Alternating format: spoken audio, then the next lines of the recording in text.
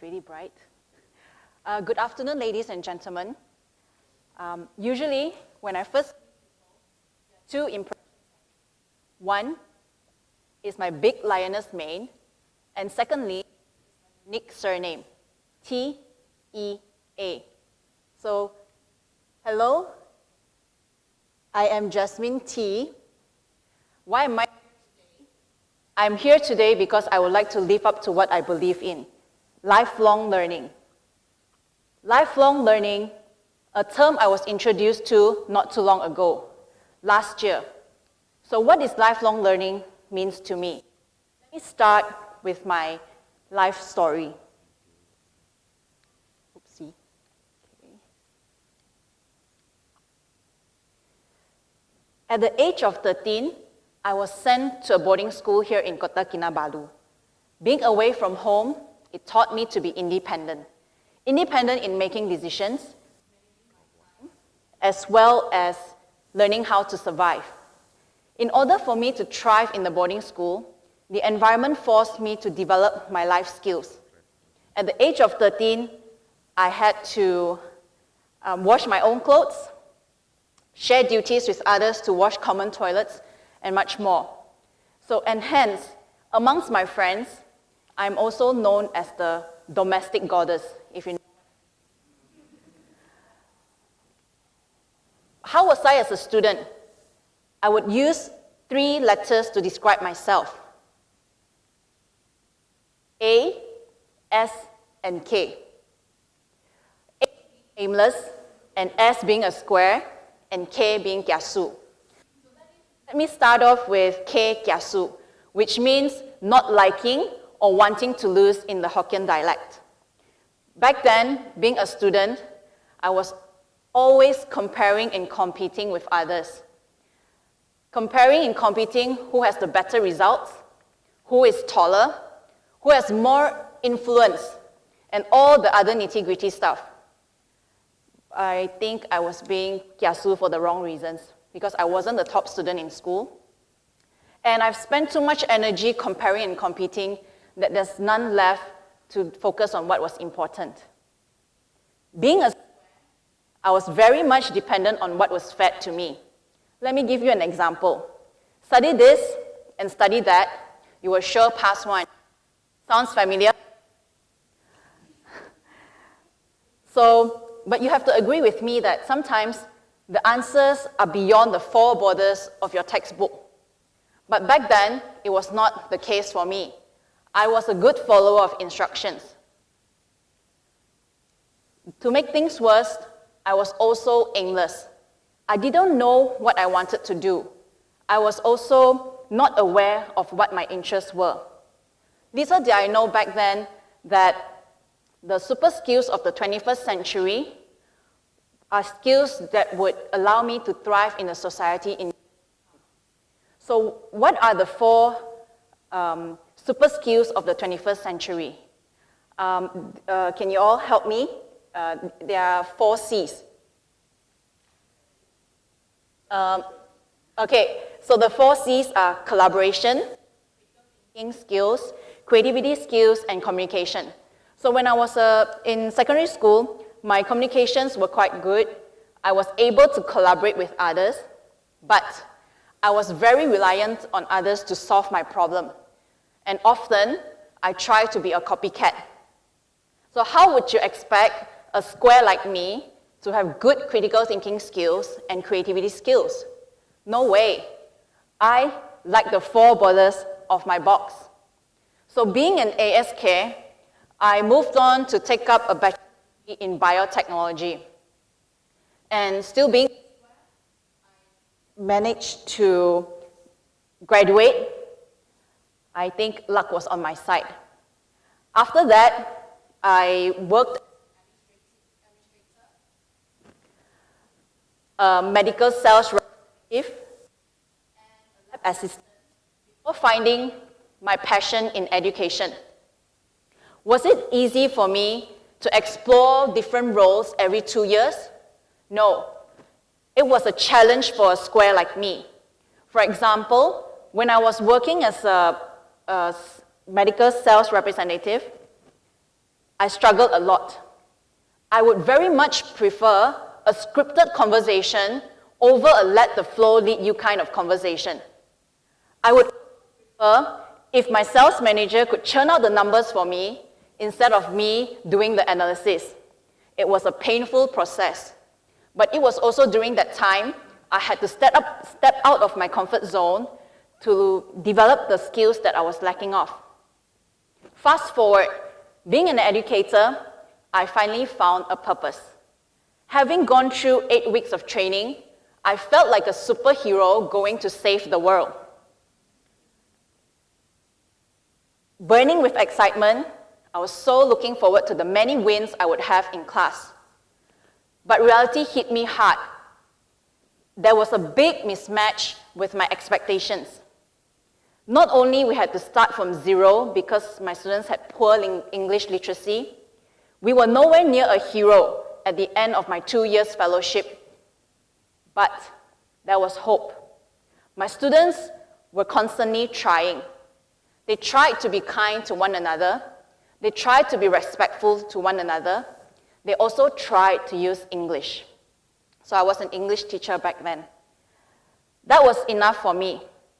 It was also during the time when I was a teacher, I was introduced to the term STEM and the 21st century skills. It was also last year when I met with this bunch of passionate engineers and educationists, my colleagues now, and reflecting upon my own experiences, I truly appreciated the importance of the 21st century skills and the need to prepare our students for the jobs of the future. Much emphasis has been put into STEM education because it creates critical thinkers, increases science literacy, and enables the next generation of innovators. It is also clear that the jobs of the future would require basic understanding of science and math. Science is important as it is part of our lives. It is everywhere around us. Technology is continuously expanding into every aspect of our lives. Engineering is the basic design of roads, buildings, and bridges. And maths is in every activity we do.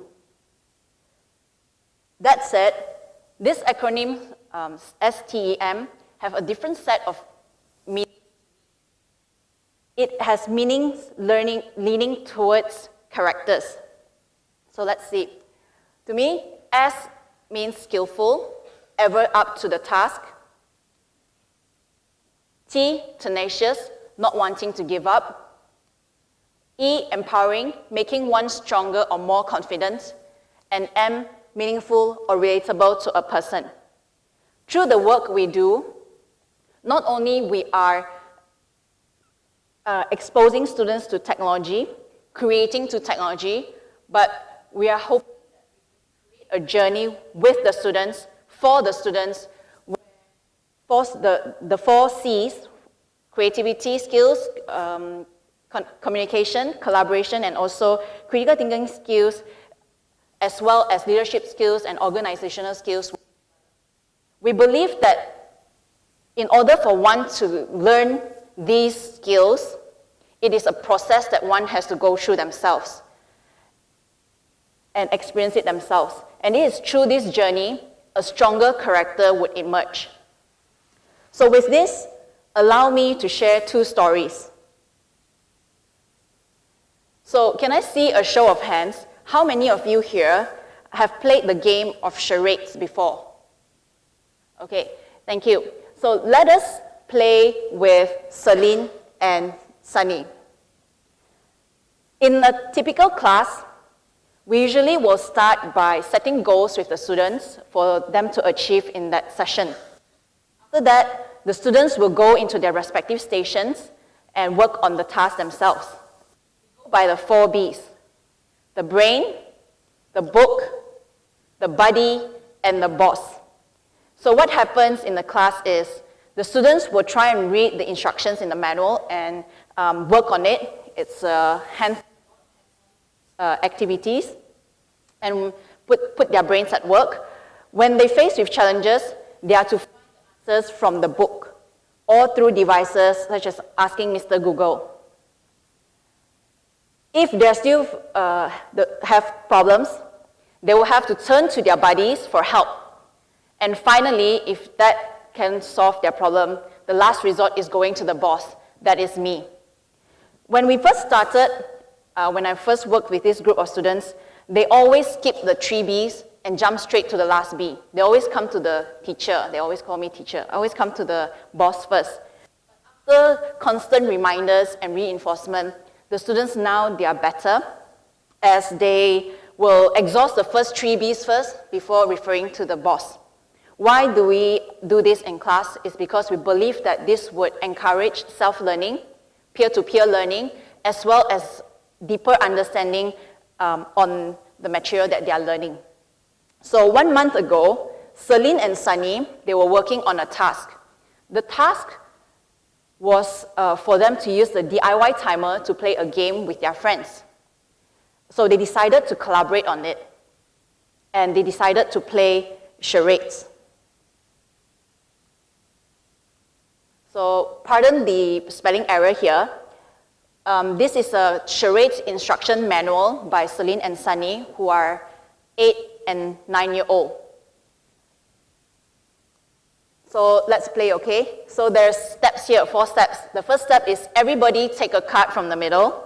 Step 2, look at your card. Step 3, act out the thing in your card.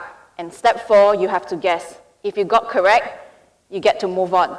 There are 8 cards with pictures like unicorn, dinosaur, car, worm, and others. You only have 10 seconds to guess. And you have to smile before you play. If you are VIP, then you get to go first.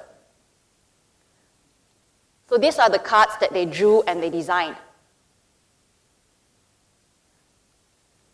So to me, STEM happened in this activity.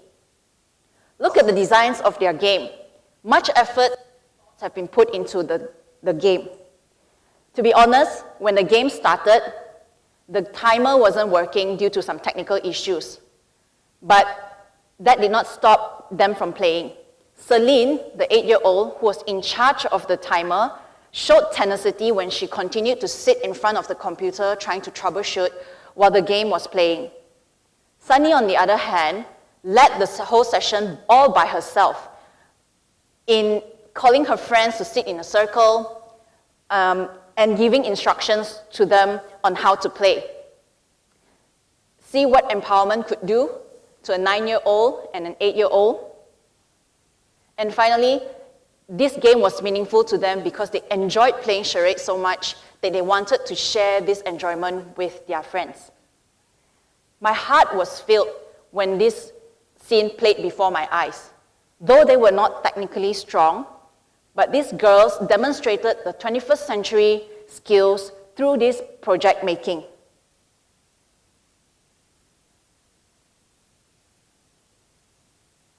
This is also one of my favorites. A lot is happening in this photo. Besides working with kids, we also work with teachers. This space is actually by 3 schools collaborating in making their dream of having a makerspace in Tandem come true. This makerspace is called Tandem Innovation Center. It is situated in SMJK Chonghua Tandem, but 3 schools collaborated to make this space happen. In this space, student empowerment happens here. This is also the group that showed me what student empowerment means.